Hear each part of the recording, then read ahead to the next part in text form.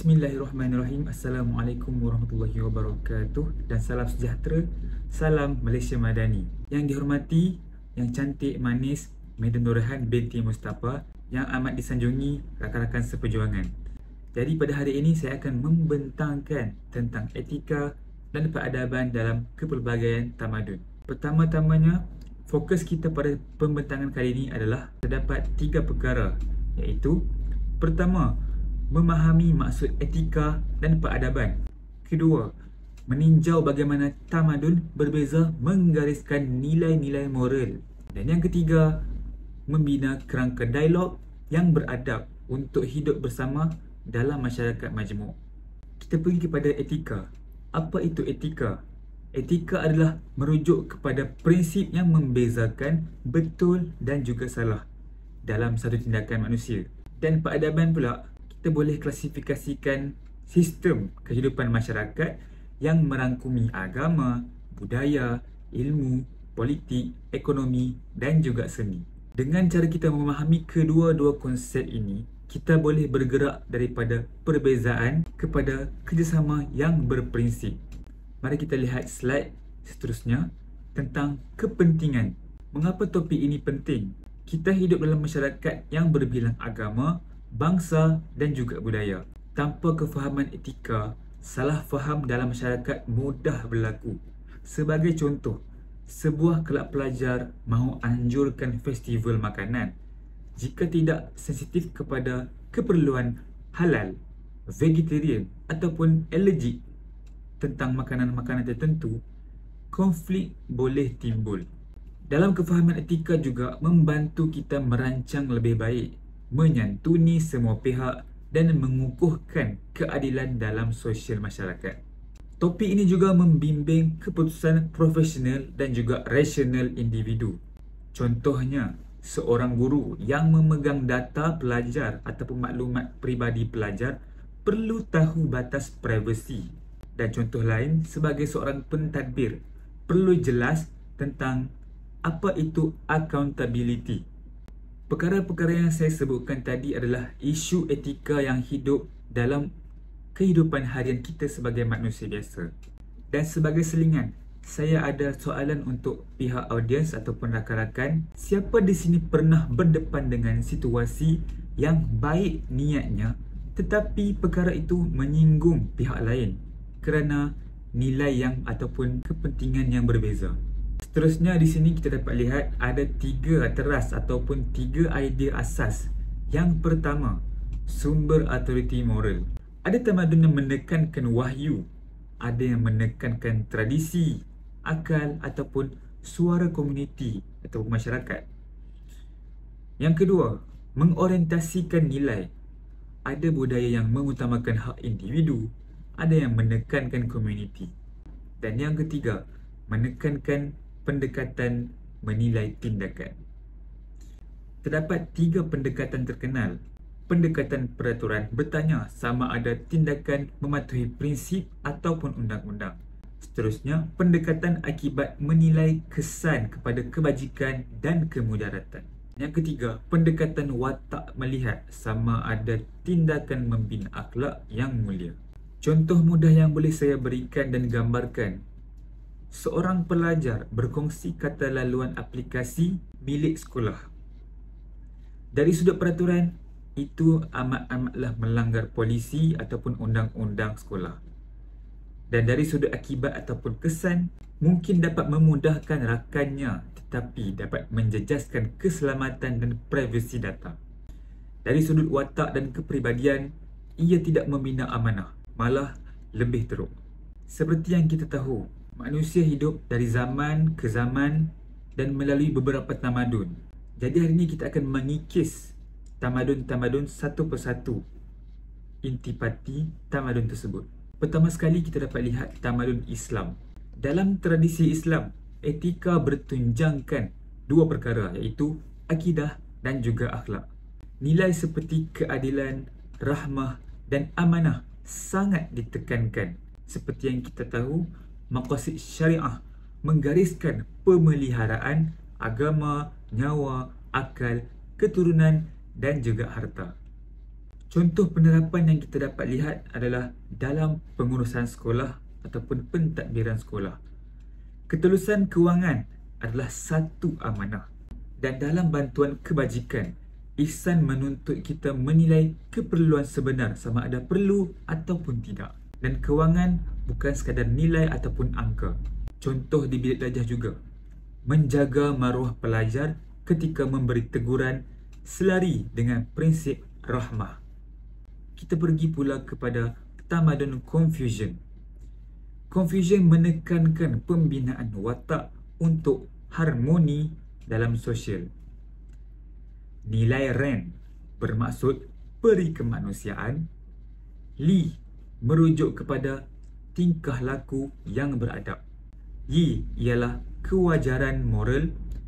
Dan Xiao ialah hormat kepada ibu bapa dan juga orang yang lebih tua.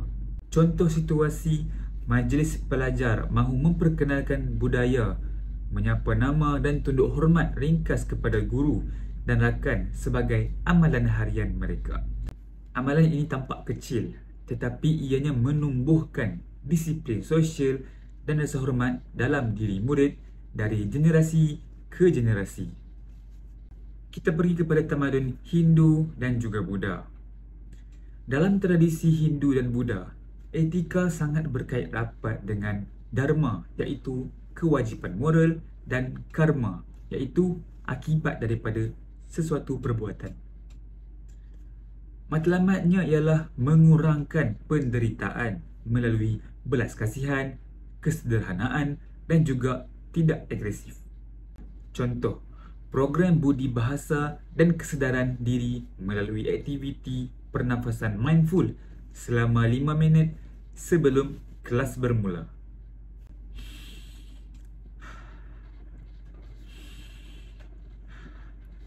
Hasilnya, pelajar lebih tenang, kurang tekanan dan lebih fokus ketika PDP berlangsung.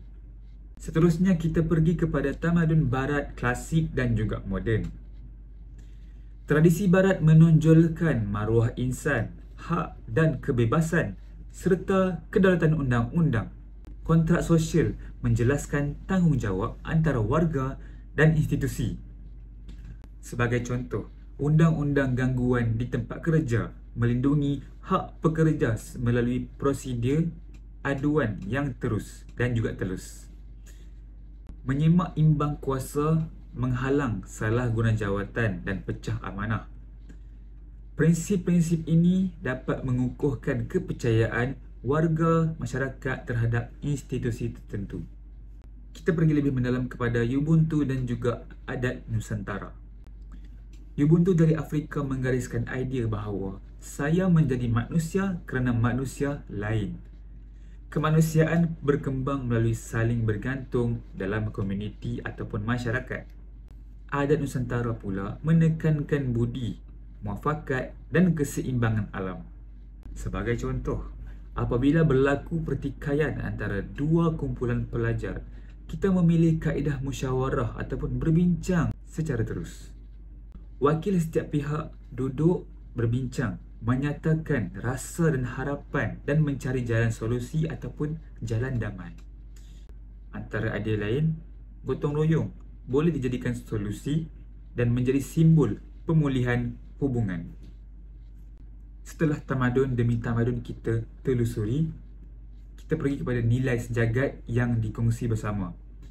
Walaupun berbeza tamadun, banyak nilai yang kita dapat temukan.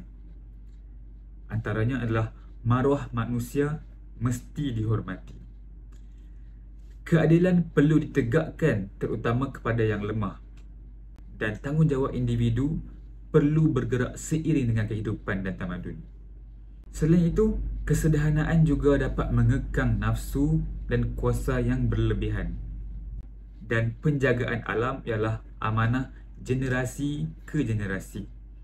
Sebagai contoh, program sekolah bebas plastik.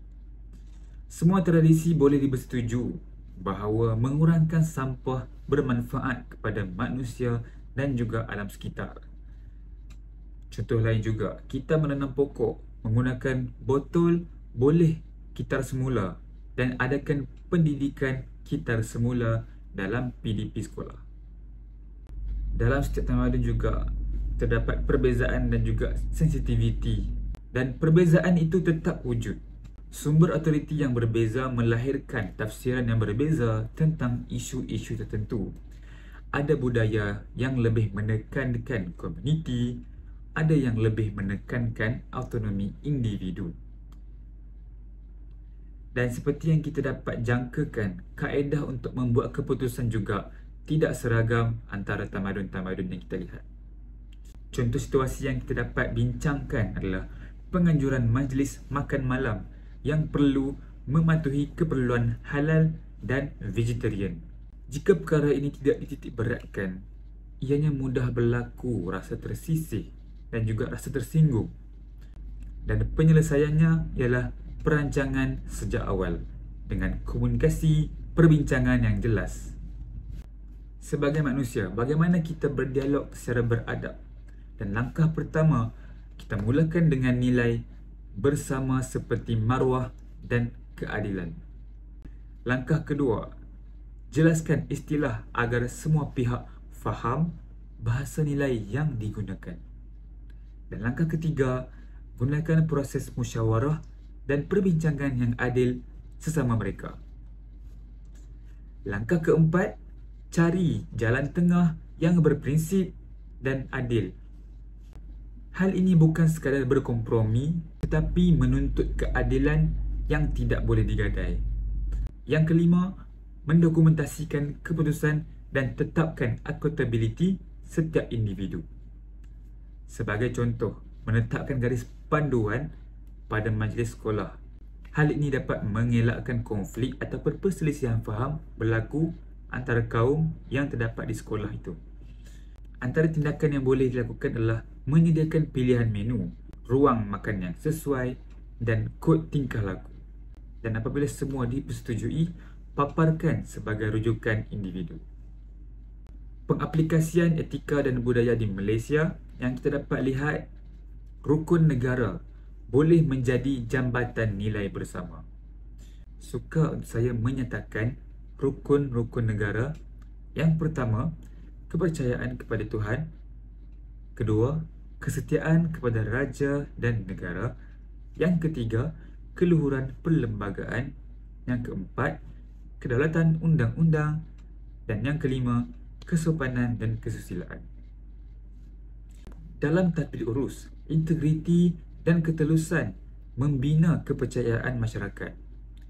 Di media sosial, adab mengajar kita menilai, mengelakkan ujaran kebencian dan berdebat secara berfakta.